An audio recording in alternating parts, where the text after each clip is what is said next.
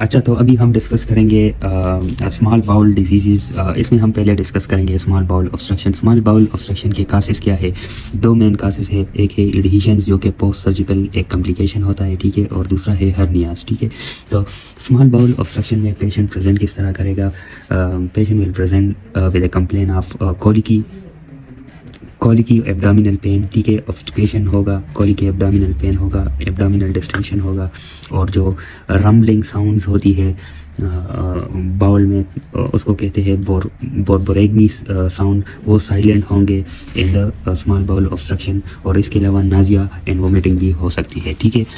हम इसको इन्वेस्टिगेट किस तरह करेंगे? तो इन्वेस्टिगेशन के लिए जो पहला हम टेस्ट करेंगे, पहला इन्वेस्टिगेशन जो करेंगे वो है X-ray erect abdomen and pelvis. ये फर्स्ट इन्वेस्टिगेशन हम स्मॉल बाउल ऑब्स्ट्रक्शन के लिए करेंगे। फिर हम सीटी स्कैन से इसको कंफर्म करेंगे, कंट्रास्ट सीटी स्कैन से इसको कंफर्म करेंगे। जब स्मॉल बाउल ऑब्स्ट्रक्शन का केस हमारे पास आ जाता है तो अप्रोच इसको किस तरह करेंगे? हम पहले एक्सरे एब्डोमिन एंड पेल्विस करेंगे एंड सीटी स्कैन करेंगे। सीटी स्कैन में या obstruction small bowel obstruction incomplete होगा या कंप्लीट। इनकम्प्लीट ऑब्स्ट्रक्शन का ये मतलब है कि कंट्रास्ट मटेरियल रेक्टम तक आ जाता है तो वो इनकम्प्लीट ऑब्स्ट्रक्शन होती है। और जब कंप्लीट ऑब्स्ट्रक्शन हो तो जो कंट्रास्ट मटेरियल है, ठीक है, कंट्रास्ट मटेरियल वो रेक्टम तक नहीं आता, रेक्टम तक पहुंच नहीं पाता, तो उसको फिर हम कंप्लीट ऑब्स्ट्रक्शन बोलते हैं, ठीक है। अब इनकम्प्लीट ऑब्स्ट्रक्शन में हम क्या करेंगे? हम वॉच एंड वेट करेंगे। वॉच एंड वेट किस तरह करेंगे? हम पेशेंट को जो है वो आईवी फ्लूइड्स देंगे, ठीक है। हम एनजी ट्यूब पास करेंगे, एनजी ट्यूब डीकम्प्रेशन करेंगे, एनजी ट्यूब आईवी फ्लूइड्स और पोटाशियम देंगे, ठीक है। ये सारी चीज़ें हम करेंगे और 3 दिनों तक इंतज़ार करेंगे। अगर 3 दिनों तक कुछ फ़र्क नहीं आया, स्टिल कंप्लेंट्स है, पेशेंट को साइन एंड सिम्टम्स है, तब हम सर्जरी की तरफ जाएंगे, ठीक है। लेकिन अगर ठीक हुआ तो फिर सही हो जाएगा, मतलब ठीक हो जाएगा। जब कंप्लीट ऑब्स्ट्रक्शन हो तो कंप्लीट ऑब्स्ट्रक्शन में हम डायरेक्टली सर्जरी की तरफ जाएंगे, ठीक है।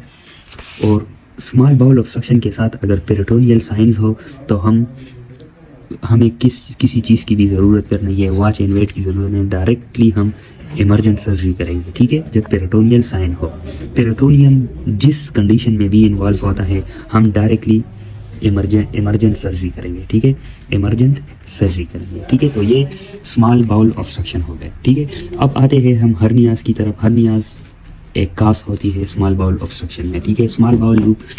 तो हर्निया में ये होता है कि जो एब्डोमिनल वॉल होती है या एब्डोमिनल मसल्स होती है, उसमें एक वीक पॉइंट होता है। उस वीक पॉइंट में, ये फॉर एग्जांपल वीक पॉइंट है, तो इसमें बाउल लूप आ जाते हैं, ठीक है। तो इसको हम हर्निया बोलते हैं। हर्निया एब्डोमिनल ये प्रेजेंट करता है एब्डोमिनल बल्ज या पेल्विक बल्ज या स्क्रूटल बल्ज। इसके बहुत से टाइप्स है।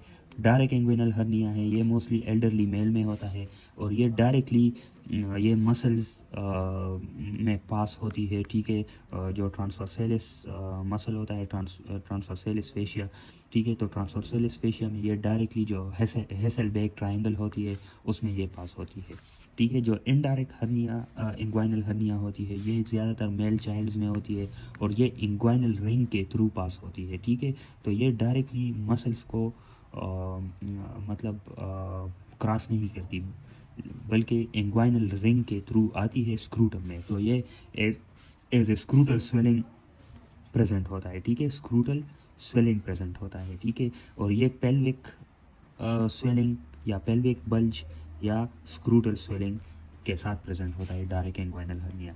Femoral hernia F for females, तो ये ज़्यादातर फीमेल्स में कॉमन होती है और ये इंग्वाइनल जो लिगामेंट होती है उसके बिलो ये आती है, ठीक है, पास होती है। फिर वेंट्रल हर्निया ज़्यादातर याट्रोजेनिक होती है, मतलब पोस्ट ऑपरेटिव केसेस में ये प्रेजेंट होती है, ठीक है। जब हर्निया आएगा तो ये प्रेजेंट होगा एज एब्डोमिनल पेल्विक और स्क्रूटल बल्ज या स्वेलिंग, ठीक है। फिजिकल एग्जामिनेशन से हमें पता चलता है कि ये रिड्यूसिबल हर्निया है, मतलब ये जो हर्निया है ये इन और आउट हो सकती है या नहीं, ठीक है। तो वो रिड्यूसिबल हर्निया है, उसको हम इलेक्टिवली उसकी सर्जरी करते हैं, ठीक है, इलेक्टिवली सर्जरी करते हैं रिड्यूसिबल हर्निया की। अगर वो इरिड्यूसिबल हर्निया है या उसको हम इनकार्सिरेटेड हर्निया बोलते हैं। इसका ये मतलब है कि ये फॉर एग्जांपल मसल में डिफेक्ट है, ये बाउल लूप है, और जब इस बाउल लूप के जो साइड पे जो मसल्स है ये कंट्रैक्ट हो जाते हैं, जब ये कंट्रैक्ट हो जाते हैं तो ये बाउल को क्या करते हैं, ऑब्स्ट्रक्ट करते हैं, तो वो इररिड्यूसिबल हर्निया होता है या इनकार्सिरेटेड हर्निया होता है।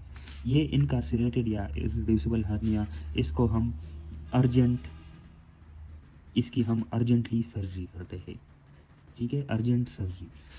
Irreducible incarcerated hernia strangulated hernia में भी कन्वर्ट हो सकता है। स्ट्रेंगुलेटेड हर्निया में बिल्कुल जो बाउल लूप की ब्लड सप्लाई है वो कंप्रोमाइज़ होती है, ठीक है, ब्लड सप्लाई कंप्रोमाइज़ हो जाती है, कम हो जाती है, उसकी वजह से इस्कीमिया, बाउल लूप की इस्कीमिया या नेक्रोसिस के का रिस्क होता है। तो स्ट्रेंगुलेटेड हर्निया डायरेक्टली हम इमरजेंटली इसकी सर्जरी करते हैं, ठीक है। तो ये इनका स्ट्रेंगुलेटेड हर्निया हो गई।